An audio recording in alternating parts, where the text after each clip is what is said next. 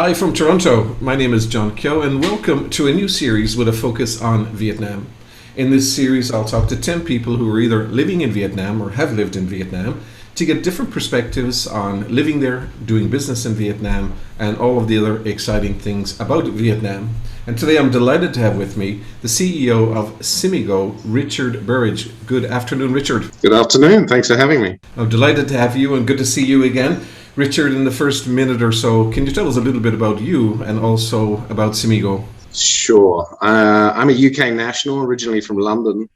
I moved to Asia in '92, and it'll be my 24th year in Vietnam next week. So I ended up marrying here, and I have 3 children, all born here, and now becoming adults.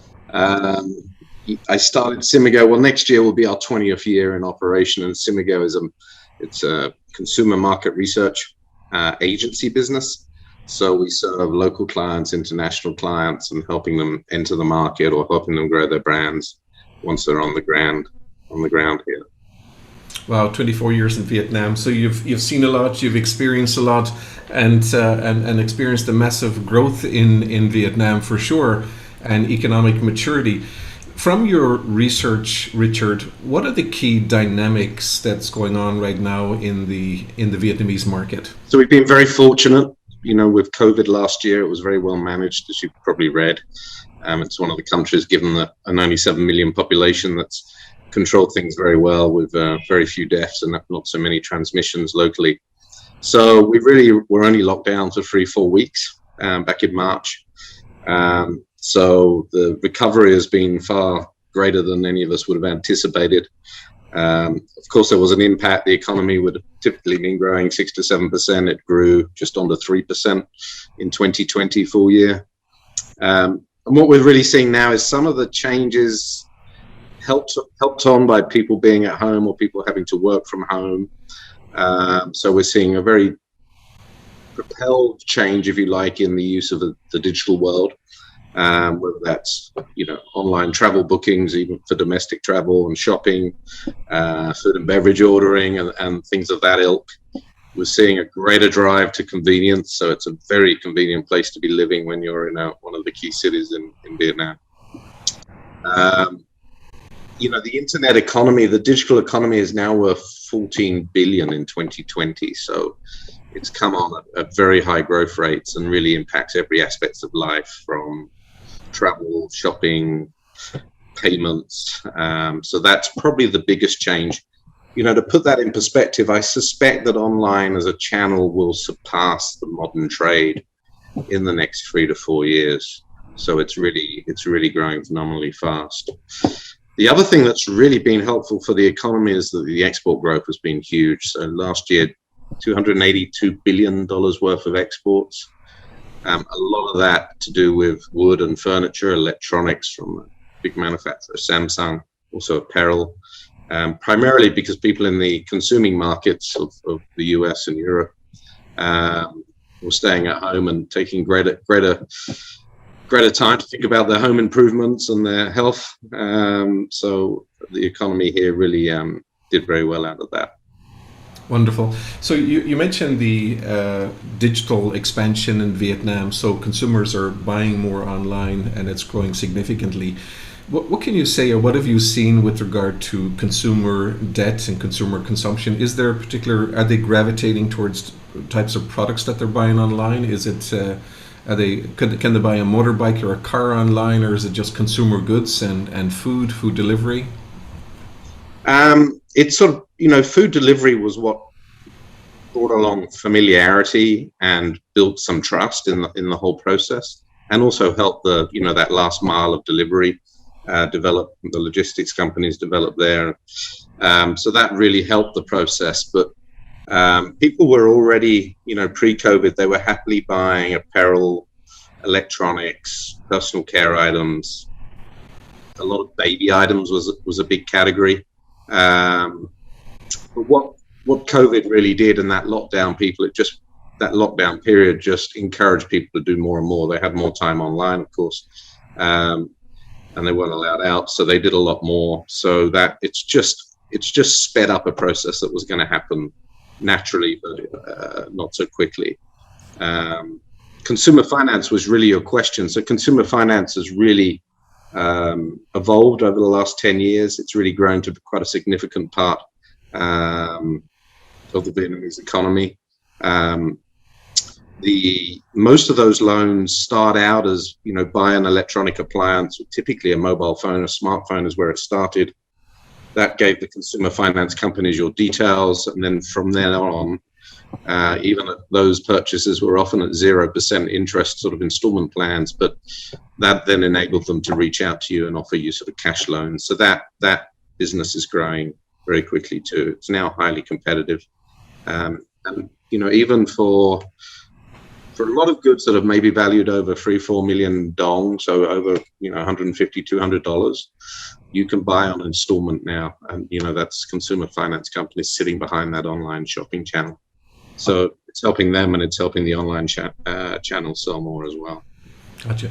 And with regard to consumer products and brands, are there standout Vietnamese brands that are doing a great job in the market? Yeah, definitely. I mean, it's, if you look at this market and compare it to some others in the region, there aren't as many large conglomerate type organizations as you might find, say, in Indonesia. But there are certainly some. So you've probably heard of them, John, but Vingroup is one. An example would be some of the retail stores that they have. They also have a car company. They've just launched their first electric car. Another one would be Massam, which is Vietnam's largest consumer goods, packaged goods company that has a lot of successful brands. There's a number of beverage companies and dairy companies. Vinamilk would be a good example of companies that do very well. Those companies really stepped up. I mean, if I go back 10, 12 years, the international competition would have been the leading brands in their space. They've really changed their route to market and their marketing prowess and their speed to market quite phenomenally. So now they would be holding the top positions in any sort of market share table in the categories that they operate in. It's very interesting dynamics to see that maturity of the local and national brands in Vietnam. What phenomenally fast. Yeah, for sure. What are the key things that foreign brands need to watch out for or plan for if they want to enter the Vietnamese market?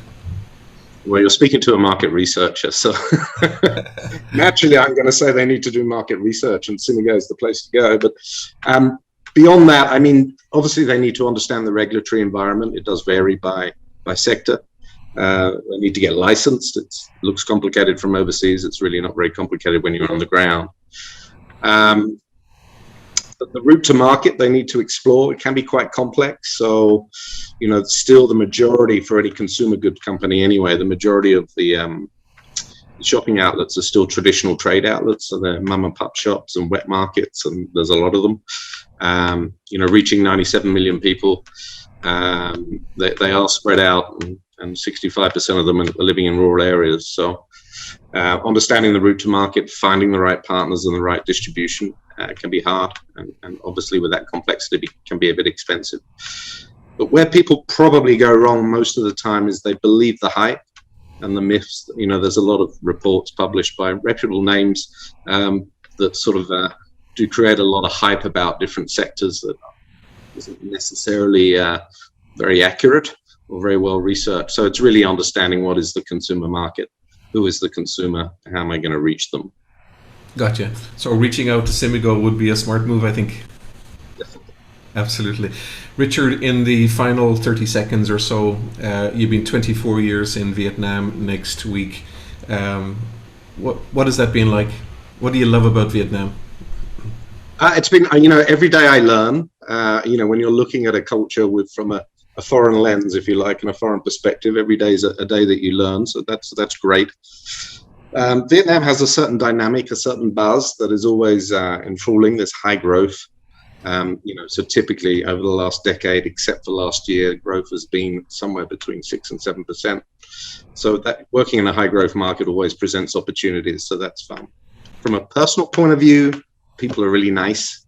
They're also very hardworking and diligent. I would say the hardest working in the region within Southeast Asia. You've lived here, John, so you know the food is awesome. It's very fresh, it's very tasty. I'm blessed with a pretty low cost of living outside of education for my children. Everything else is a very low cost of living. It's also phenomenally convenient.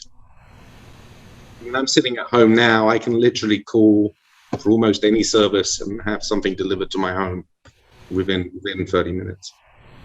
Wonderful. And I do miss the food indeed, especially the Vietnamese vegan food. Folks, there you go. There you have it. Richard Burrage, CEO of Cimigo in Ho Chi Minh City. Richard, thank you so much for spending time with us today to give us your insights on the Vietnamese market.